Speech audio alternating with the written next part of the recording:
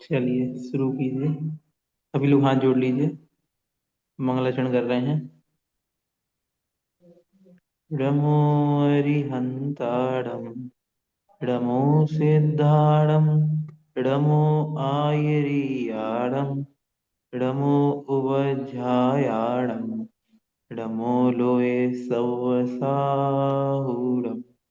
जय बोलो पंच परमेष्ठी भगवान की जय। निकाल लीजिए सभी लोग। आलोचना 515 नंबर।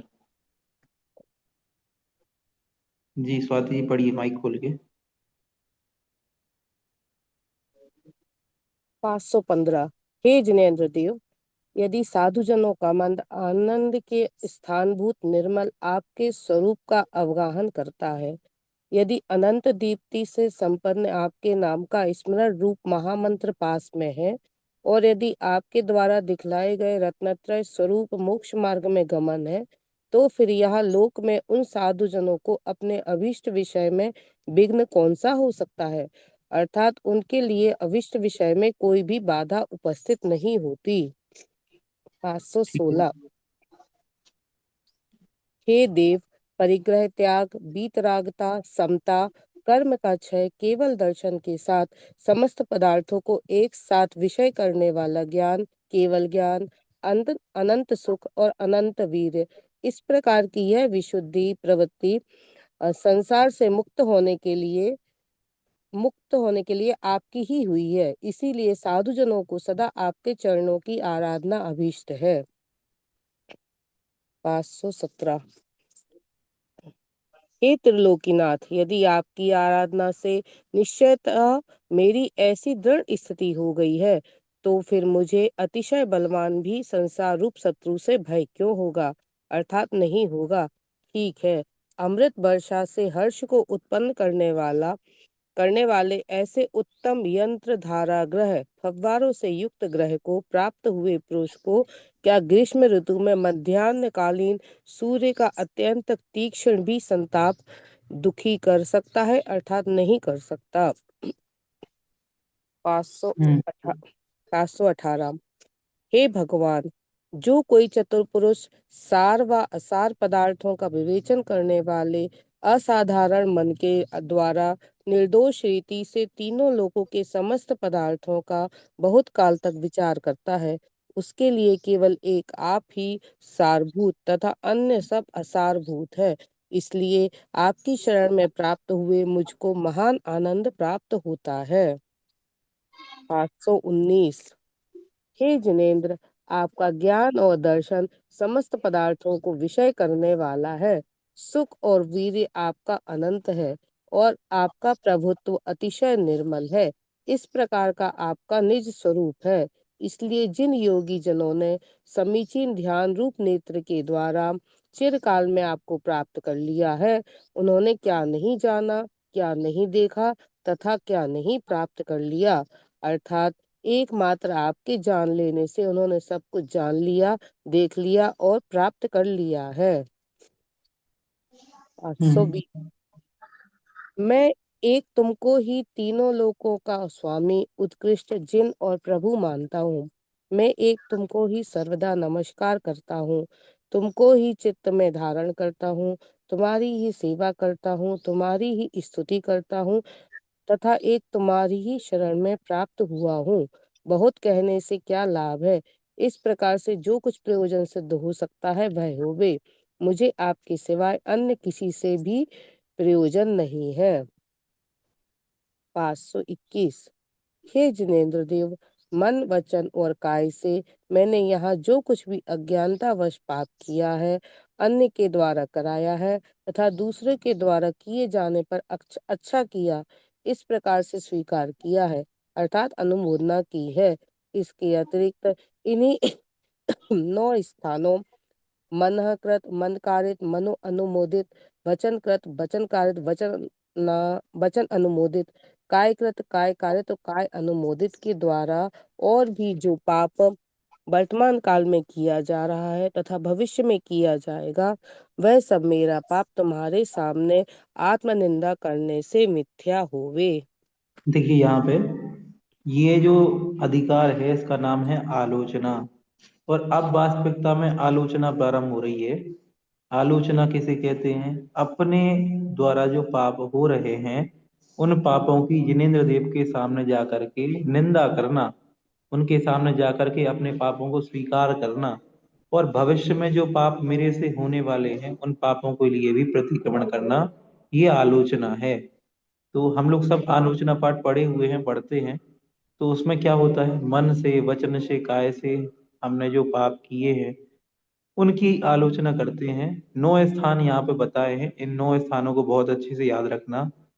कृत, कारित और अनुमोदना, ये 3 शब्द हैं। कृत मतलब होता है स्वयं करना, कारित मतलब होता है दूसरे से करवाना, और अनुमोदना मतलब होता है दूसरे के द्वारा जो कार्य किया गया है उसकी अनुमोदना करना। बहुत अच्छा किया, बहुत बढ़िया पाप किया, तुम्हें ऐसे ही पाप करना चाहिए, इस तरीके से अनुमोदना करना।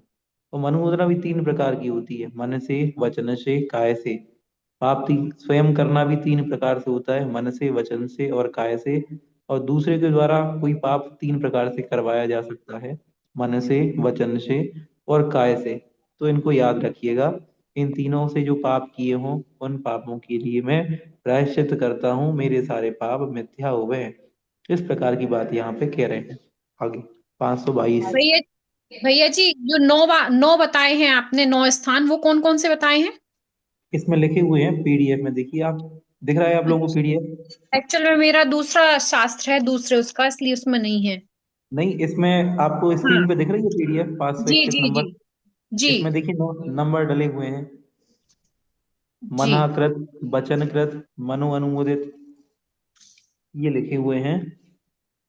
तो कृत, कारित और अनुमोदना, ये तीनों जोड़ लीजिए मन, वचन और काय में, तो 9 हो जाएंगे ऐसे। मन से कृत, वचन से कृत और काय से कृत, इस तरीके से करना। कारित मतलब होता है करवाना, मन से करवाना, वचन से करवाना, काय से करवाना, ऐसा। और अनुमोदना, मन से अनुमोदना, वचन से अनुमोदना और काय से अनुमोदना, ऐसे 9। ठीक है, जी। चलिए आगे। पाँच सौ पाँच बाईस सौ 522। हे जिनेन्द्र, तुम त्रिकालवर्ती अनंत पर्यायों से सहित लोक एवं अलोक को सदा सब ओर से युगपत जानते और देखते हो। फिर हे स्वामिन, तुम मेरे एक जन्म में उत्पन्न दोष को किस कारण से नहीं जानते हो, अर्थात अवश्य जानते हो। फिर भी मैं आलोचना पूर्वक आत्मशुद्धि के लिए उक्त दोष को आपके सामने प्रकट करता हूँ। देखो, बहुत अच्छी बात कह रहे हैं आप तो एक साथ भूत की, भविष्य की, अनंत अनंत पर्यायों को एक साथ जानते हो। मैं अनंत काल पहले क्या था और अनंत काल बाद क्या होऊंगा, वो आप बहुत अच्छे तरह से जानते हो। फिर हे भगवान, इसमें क्या ही दोष है कि मैंने वर्तमान में जो पाप किए हैं, इस पर्याय में जो आजकल मैं पाप कर रहा हूँ उसको आप नहीं जानते होगे? आप तो अवश्य उसे जानते ही होगे। फिर मैं आपके सामने आलोचना क्यों करूं? मैं तो आलोचना फिर भी अपनी गलती को आपके सामने स्वीकार करते हुए रख रहा हूँ। यद्यपि मैं जानता हूँ कि आप सब जानते हो, तो भी मैं अपनी आत्मा की शुद्धि के लिए, अपने दोषों को सुधारने के लिए आपके सामने यह आलोचना कर रहा हूँ। और मेरे पापों का आप क्षमा कीजिए, मेरे पापों को क्षमा कीजिए। आगे 523। व्यवहार इसमें एक मार्ग का शब्द आया है युगपद शब्द। युगपद मतलब होता है एक साथ। दूसरी लाइन में आया है युगपद जानते और देखते हो, युगपद मतलब होता है एक साथ। चलिए आगे। 523। व्यवहार मार्ग का आश्रय करके अथवा मूल एवं उत्तर गुणों को धारण करने वाले मुझ साधु को जो दूषण स्मरण में आ रहा है, उसकी भी शुद्धि के लिए हे प्रभु, मैं आपके आगे आलोचना करने के लिए उद्यत हुआ हूँ। कारण यह है कि विवेकी भव्य जीवों को सब प्रकार से अपने हृदय को शल्य रहित करना चाहिए। 524। हे जिनेन्द्र देव, यह संसार में सभी प्राणी बार बार असंख्यात लोक प्रमाण स्पष्ट और अस्पष्ट विकल्पों के समूह से संयुक्त होते हैं, तथा उक्त विकल्पों के अनुसार ये प्राणी निरंतर उतने असंख्यात लोक प्रमाण ही दोषों से व्याप होते हैं। इतना प्रायश्चित भला आगम अनुसार कैसे, कहाँ से हो सकता है, अर्थात नहीं हो सकता। अतएव उन दोषों की शुद्धि आपके सन्निधान अथवा आराधन से होती है। 525। हे देव, जो भव्य जीव भाव, मन और भावेंद्रियों को नियमानुसार बाह्य वस्तुओं की ओर से हटाकर तथा निर्मल एवं ज्ञान रूप अद्वितीय उत्तम मूर्ति के धारक आपके साथ एक में करके परिग्रह रहित आगम के रहस्य का ज्ञाता शांत और एकांत स्थान को प्राप्त होता हुआ आपको देखता है, वह प्रशंसनीय है। वही आपकी समीपता को प्राप्त करता है। 526। देखिए इसमें आया है भावेंद्रिय, शब्द आया है भावेंद्रिय। तो भावेंद्रिय जो दो प्रकार की इंद्रियां होती हैं, एक द्रवेंद्रिय होती है और एक भावेंद्रिय होती है। लिखा है जो भव्य जीव भाव, मन और भावेंद्रियों को नियमानुसार बाह्य वस्तुओं की ओर से हटाकर तथा निर्मल एवं ज्ञान रूप अद्वितीय उत्तम मूर्ति के धारक आपके साथ एक में करके परिग्रह रहित आगम का रहस्य का ज्ञाता शांत और एकांत स्थान को प्राप्त होता हुआ आपको देखता है, वह प्रशंसनीय है। भाव मन और द्रव्य मन। देखो भाव मन क्या होता है, पहले तो द्रव्य मन। द्रव्य मन मतलब होता है जो कहते हैं ना आठ पांखुड़ी वाला आगम में आता है उल्लेख, या आप कह दो कि हृदय हमारा मन जहाँ पे होता है, जिसको अपन लोग दिल कहते हैं या कहते हैं कि मन कहते हैं, वो है मन। ठीक है, माइंड।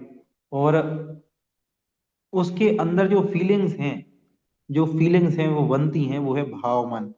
इसी तरह इंद्रियां जो बाहर रचना हमको दिखाई देती है, हमारे ये हाथ है, हमारी आंखें हैं, हमारी रचना है, ये द्रव इंद्रिय है। और इनसे जो हमें ग्रहण कर रहे हैं, जो हम वस्तु को ग्रहण कर रहे हैं, वो भाव इंद्रिय कहलाती है। भाव मतलब जिन जो हमें उससे ग्रहण हो रहा है, जो हमें उनसे प्राप्त हो रहा है, वो भाव इंद्रिय कहलाता है। ठीक है, चलिए आगे। 526। हे अरिहंत देव, पूर्वकृत महान पुण्य के उदय से पूजने के योग्य आप जैसे स्वामी को पा करके जो पद ब्रह्मा आदि के लिए भी दुर्लभ है, वह निश्चित ही प्राप्त किया जा सकता है। परंतु हे नाथ, मैं क्या करूं? आपके सन्निधान में बलपूर्वक लगाने पर भी यह चित्त आज भी बाह्य पदार्थों की ओर दौड़ता है। 527। संसार बहुत दुखदायक है, परंतु मोक्ष सुख का स्थान है।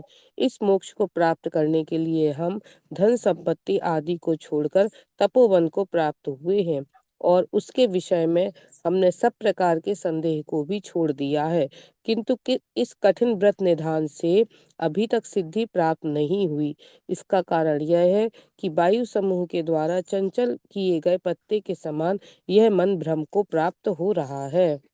देखो यहाँ पे कौन कह रहा है, क्या कह रहा है, यहाँ पे आचार्य पद्मनंदी महाराज अपनी बात कर रहे हैं। वो बता रहे हैं संसार बहुत दुख का स्थान है और मोक्ष का स्थान केवल सुख, जो मोक्ष है वही सुख का स्थान है। मैं पद्मनंदी मुनिराज मोक्ष को प्राप्त करने के लिए धन संपत्ति और घर इन सबको छोड़ करके यहाँ जंगल में तपोवन में आकर के विराजमान हुआ हूँ। और मुझे धन संपत्ति जो परिवार जिसको मैं छोड़ के आया हूँ, उसके विषय में कोई संदेह भी नहीं है। फिर भी अभी तक मुझे सिद्धि नहीं प्राप्त हुई, अभी तक मैं मोक्ष को प्राप्त नहीं कर पाया हूँ। इसका कारण केवल केवल यही है कि मैं अपने मन को कंट्रोल नहीं कर पा रहा हूँ, मेरा मन भ्रम को प्राप्त हो रहा है, यही एकमात्र कारण है। 528। 28। जो मन इधर उधर सपाट लगाता है, बाह्य पदार्थों के लाभ से हर्षित होता है, बिना किसी प्रयोजन के ही निरंतर ज्ञानमय आत्मा को अतिशय व्याकुल करता है, इंद्रिय समूह को वासित करता है तथा संसार के कारणीभूत कर्म का परम मित्र है, ऐसा वह मन जब तक जीवित है, तब तक यहाँ संयमी का कल्याण कहाँ से हो सकता है, अर्थात नहीं हो सकता। इसका अभिप्राय यह है कि जब तक मन शांत नहीं होता, तब तक संयम का परिपालन करने पर भी कभी आत्मा का कल्याण नहीं हो सकता।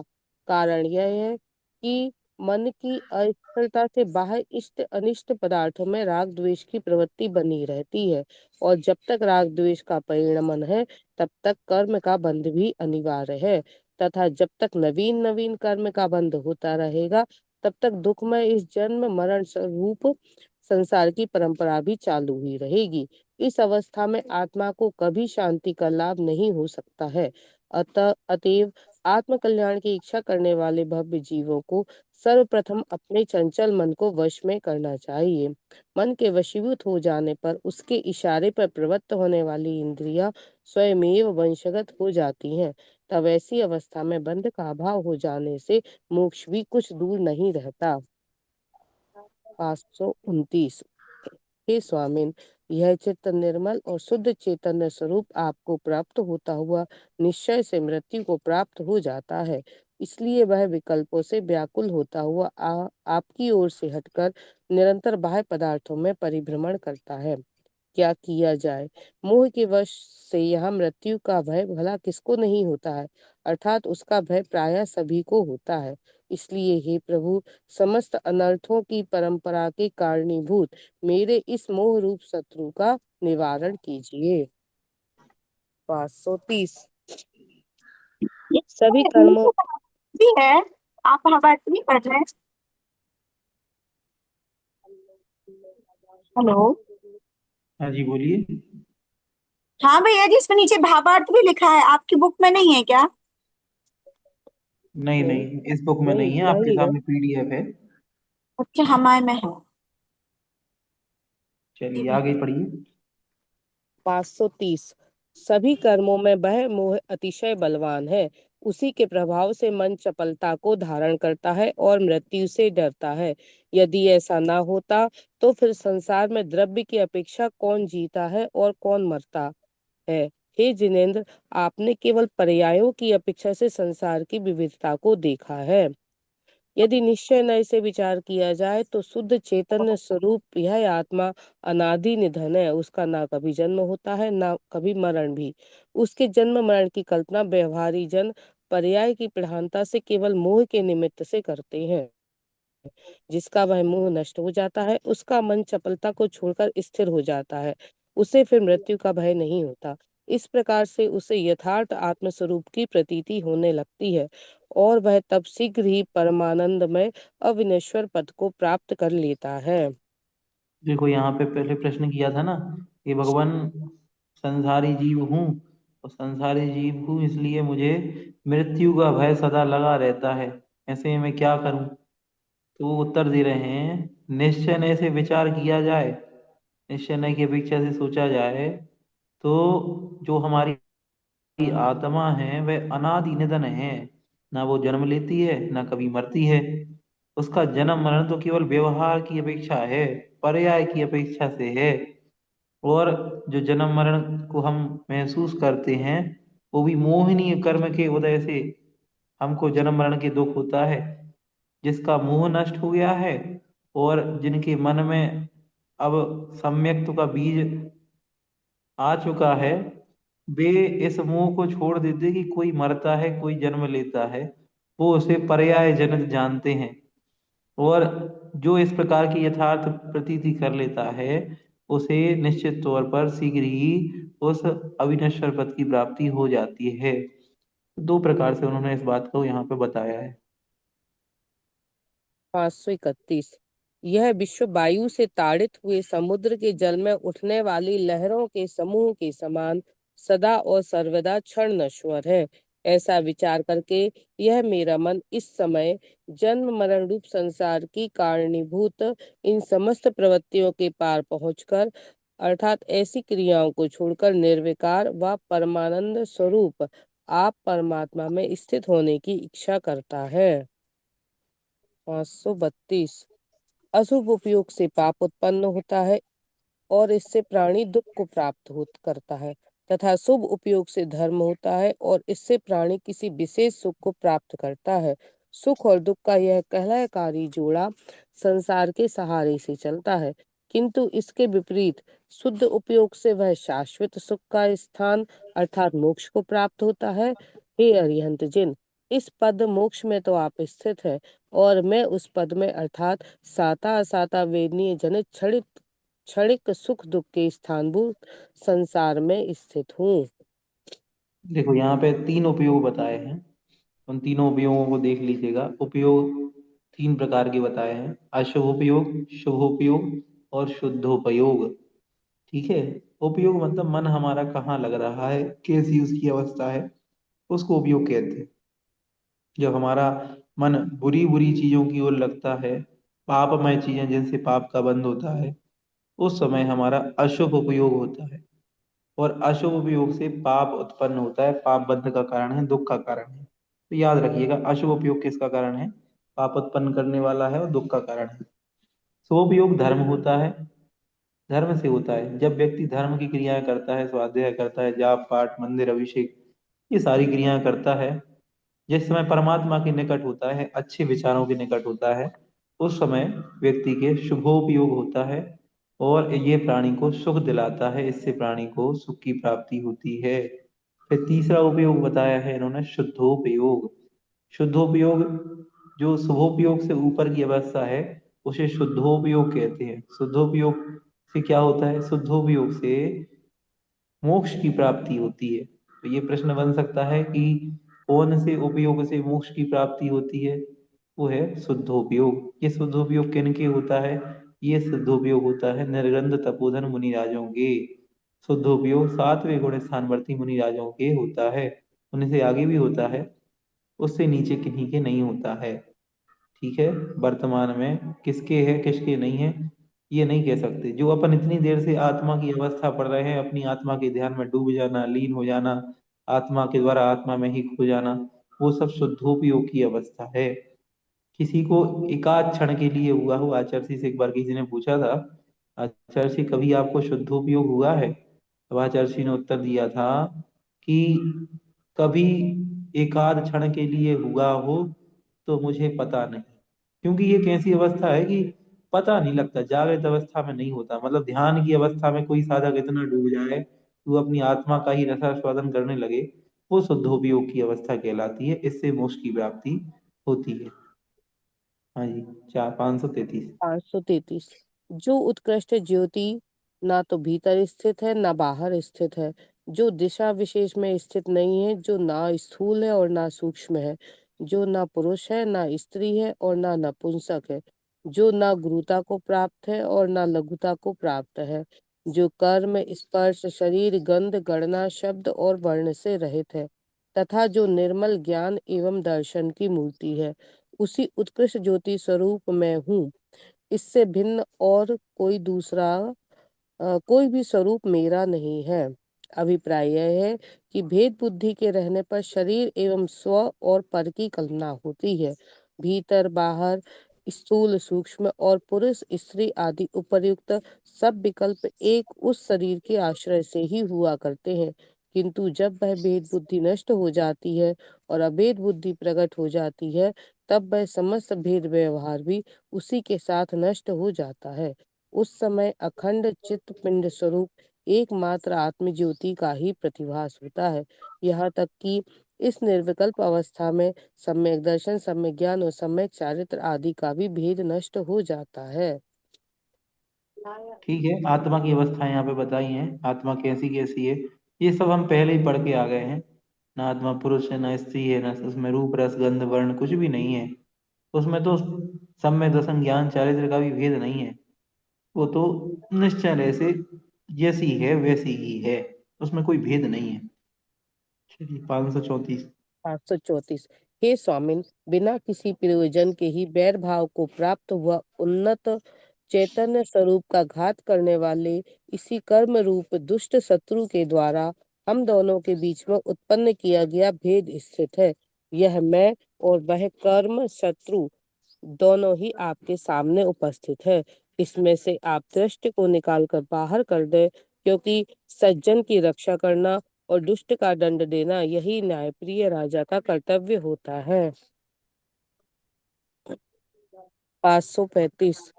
आधि मानसिक कष्ट व्याधि शारीरिक कष्ट जरा और मृत्यु आदि शरीर से संबंध रखने वाले हैं। मैं भगवान आत्मा उस शरीर से भिन्न हूँ, अतएव उस शरीर संबंधी बेजड़ आदि व्याधि आदि मेरा क्या कर सकते हैं, अर्थात ये आत्मा का कुछ भी बिगाड़ नहीं कर सकते। ठीक भी है, प्रत्यक्ष में अनेक आकारों और विकारों को करने वाले ये बादल आकाश मंडल में रहकर भी आकाश के स्वरूप में कुछ भी अंतर नहीं करते हैं। चलिए, यहाँ पे आदि और व्याधि शब्द के अर्थ याद रखिएगा, आदि मतलब मानसिक कष्ट होता है और व्याधि मतलब शारीरिक कष्ट होता है। ठीक है, बाकी सरल था, सिंपल था। आज के लिए इतना ही रखते हैं, 535 तक। इसके आगे चर्चा अपन कल करेंगे।